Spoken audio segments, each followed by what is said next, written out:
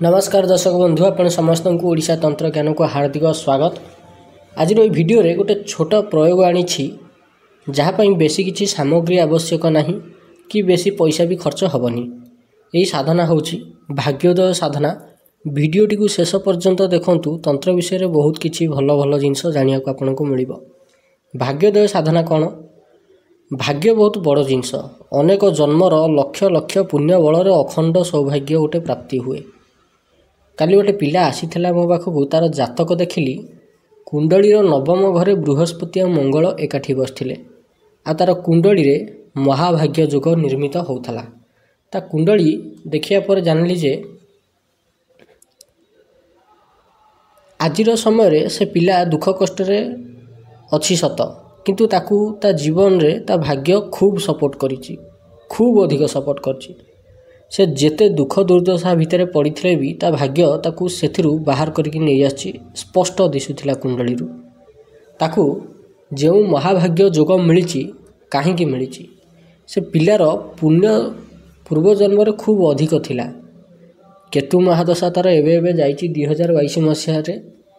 केतु महादशा जोगु तार अवस्था खराब हो जाइथिला सत, हेले ता कुंडली रे गोटे कथा स्पष्ट करूथिला कि आध्यात्मिक मार्ग को आपणे नेले से पुणी उठिकी ठिया हब।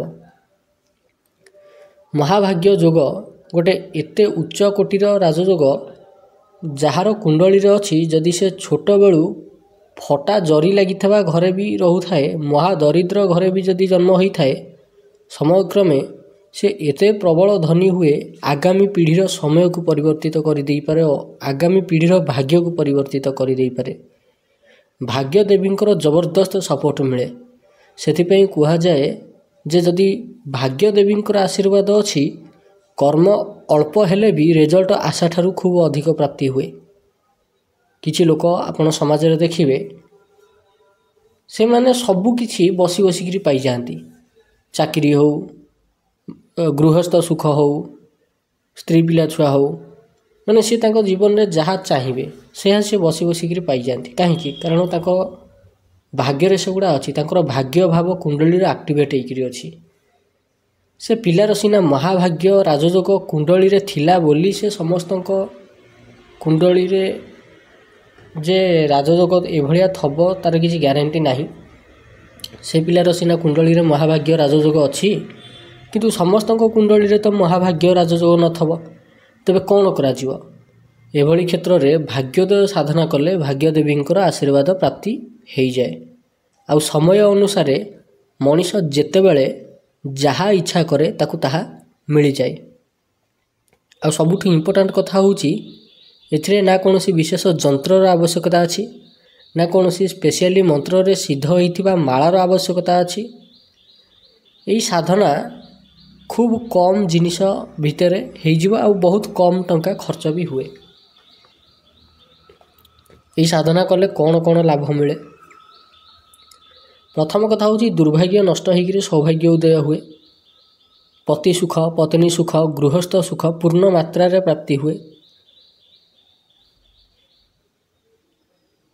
जेते दुसाध्य समय आसुना कहीं से सबु सहजरे टली जाए। बड़ बड़ ग्रह रिष्ट कटि जाए। आर्थिक क्षेत्र में जदि लगातार अवनति होता है, धीरे धीरे स्थिति सुधरिबा को लगे। जेकोसी कार्य करिबारे जदि विलंब होता है तेबे से सबू कमी जाए। अजथारे कर्म क्षेत्र में बाधा विघ्न आसुए तेबे ताहा भी नष्ट हो जाए। व्यवसाय रे किछि कारण न थाई हिसाब रे गड़बड़ होकर क्षति होउथिले से अवस्था भी सुधरी जाए। व्यवसाय रे जदि पार्टनर बारंबार धोखा दउथाए तेबे ताहा भी ठीक हो जाए। बारंबार जदि घरे अकाल अभाव पड़ुए, खाद्य अभाव पड़ुए, तेबे से भली समस्यार समाधान भी सहजरे हो जाए। ये साधना करने द्वारा काम करुवा क्षेत्र में, कार्य करुवा क्षेत्र में, स्थान में जदि सम्मान मान सम्मान मिलू न थाए, देखिए ये साधना करने पर मान सम्मान यथेष्ट मात्रा मिलवा को लगे। सबुठ इंटरेस्टिंग कथा हूँ साधनार सिद्धि मिलवा भी गोटे प्रकार भाग्य उपर निर्भर करे, भाग्य देवी उपर निर्भर करे। एणु क्या भाग्य रे कौन साधना लिखाई सेटा जानापी मनीष को 30 वर्ष, 50 वर्ष, 60 वर्ष लगी जाउची। एणु यही साधना संपन्न करिया पर देखिए स्वप्न रे किछि किछि मंत्र आसीबाकू लागिवो किंबा कौनसी देवी देवतांकर दर्शन हब जहाँकर साधना करिकरी आगु को आपण साधना क्षेत्र में बढ़ी पारिबे आ धीरे धीरे साधना गुड़िक सिद्ध हबारे लागिजिवो आपण ताकू अनुभव करि पारिबे। एही साधना पाइका आवश्यक सामग्री कौन कुश आसन पद्म मंजीर माला माँ लक्ष्मींकर फोटो जदि घरे श्री जंत्र किंबा महालक्ष्मी जंत्र अच्छी तेबे बहुत भल नचेते सेकेंड ऑप्शन माँ लक्ष्मींकर जदि पितल मूर्ति सामने अच्छी किंबा स्फटिकर मूर्ति अच्छी किंबा पारदर मूर्ति अच्छी तेबे भी भल जदि ए दुईटा ऑप्शन भितर किछि नाही तेबे थर्ड ऑप्शन होची कोन माँ लक्ष्मींकर गोटे फोटो घरे समस्तंकर निश्चिंत थिबो सेही फोटो सामने रे आपण ई साधनाटी को करि परिबे। धूप दीप फूल चंदन फूल माल भोग पई आपणक इच्छा आपण जहाँ चाहिए दे पारिबे जदि आपण पाखरे किछि नाही दवा पई मिश्री भोग लगेई पारिबे आपण पाखरे जदि अछि ताहले फल मूल भोग लगेई पारिबे क्षीर रे तयारी मिठा भोग लगेई पारिबे खीरी हालुआ ए सब को भोग लगेई पारिबे। केमिति करिवे ई साधना पूर्णिमा राति 9टा परे ए साधना आरंभ करि परिबे। पूर्णिमार राति रु ही यही साधना आरंभ करा जाए। उत्तर दिग को मुह करिकरी कुश आसन उपरे बसिबे सामने रे धूप दीप जलाइबे माँकर फोटो किंबा मूर्ति को सामने रे रखिबे सेतरे सिंदूर चंदन फूल अर्पण करिवे फूलर गोटे माला जेकोसी फूलर माला हेले चलिबो फूलर माला गोटे माँकर फोटो उपरे किंबा मूर्ति उपरे पिंधेबे धूप दीप देखिए पूजा करेंगे आ भोग लगेबे। यही पंचोपचार पूजा पई कौनसी प्रकार मंत्र आवश्यकता नाही नॉर्मल जेमती पूजा हुए सेमती पूजा करेंगे।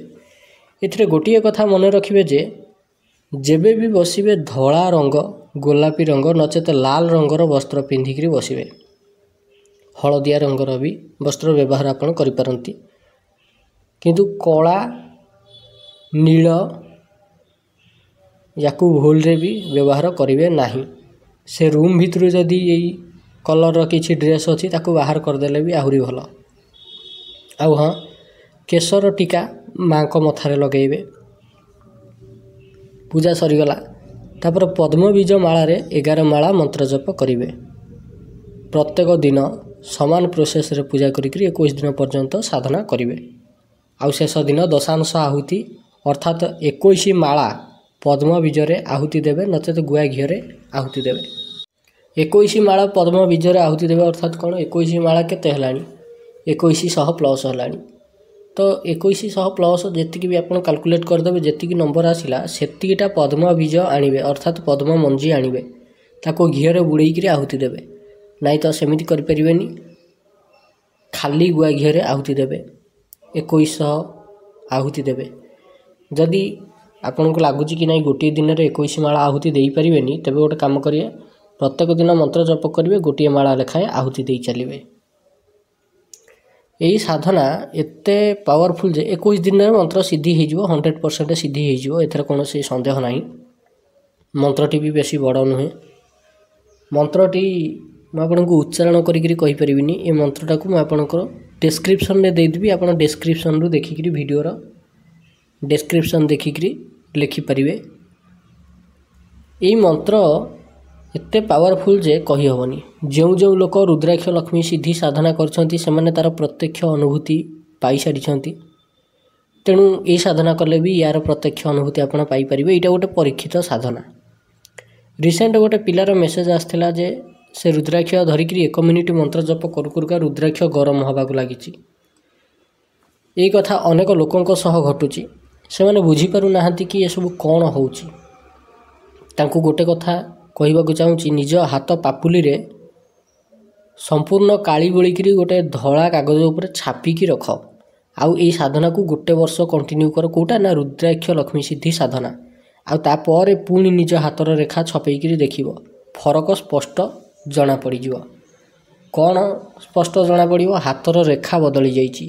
ଯେଉଁ ହାତର ରେଖାରେ ଦୁଃଖ, ଦୁର୍ଭାଗ୍ୟ ଆଉ ଦୁର୍ଦ୍ଦଶାର ରେଖା ବଡ଼ ଥିଲା, ଅଧିକ ଥିଲା, ସେ ରେଖା ଛୋଟ ହୋଇଯାଇଛି, ଖଣ୍ଡିତ ହୋଇଯାଇଛି। ଆଉ ଉନ୍ନତିର ରେଖା ବଢ଼ିଯାଇଛି। ତାର ଅର୍ଥଟା ହେଉଛି ଏଇଆ। ଆଉ ଗୋଟେ କଥା କହିବି, ଏଇ ଚ୍ୟାନେଲକୁ ଅନେକ ଦିନରୁ ଫଲୋ କରୁଥିବା ସାଧକ ଦୁର୍ଗା ରକ୍ଷା ମନ୍ତ୍ରକୁ ସିଦ୍ଧ କରିକିରି ରଖନ୍ତୁ।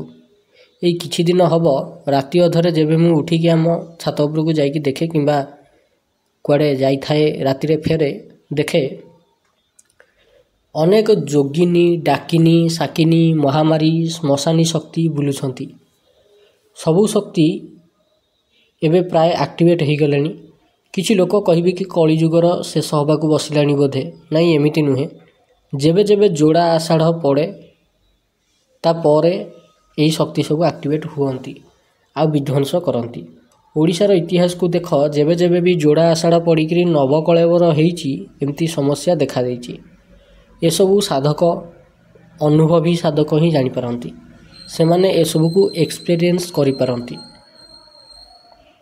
ଏବେ ଯେତେବେଳେ ରାସ୍ତାରେ ଯିବା ଆସିବା କରୁଛି, ଦେଖୁଛି ରାସ୍ତା ଉପରେ ବିଲୁଆ ବୁଲୁଛନ୍ତି ରାତି ହେଲେ। ଚାରିଆଡ଼େ କାତ୍ୟାୟିନୀ, ଯୋଗିନୀ, ଯକ୍ଷିଣୀ, ମୁଞ୍ଜା, ଦେବାଲିନୀ, ଶ୍ମଶାନୀ ଦେବୀ, ଜିନ୍, ଜିନ୍ନାତ, ଭୂତ ପ୍ରେତମାନଙ୍କର ପ୍ରାଦୁର୍ଭାବ ଟିକେ ବେଶୀ ବଢ଼ିଯାଇଛି। ରାତି ହେଲେ ଯେବେ ମୁଁ କଜଳ ଆଖିରେ ଲଗେଇକିରି ଯାଉଛି, କିଏ ସିଂହ ଉପରେ ବସିକିରି ବୁଲୁଛି, କିଏ ବିଲେଇ ଉପରେ ବସିକିରି ବୁଲୁଛି, କିଏ ମୂଷା ଉପରେ ବସିକିରି ବୁଲୁଛି, କିଏ ଗଧ ଉପରେ ବସିକିରି ବୁଲୁଛି, କାହା ହାତରେ ତ୍ରିଶୂଳ ଖପର ଅଛି, କିଏ ଖଣ୍ଡା ଧରିକିରି ବୁଲୁଛି, କିଏ ବର୍ଚ୍ଛା ଧରିକିରି ବୁଲୁଛି। ଏଇଭଳି ସବୁ ଦେବୀମାନଙ୍କର ରୂପ ଦେଖାଯାଉଛି।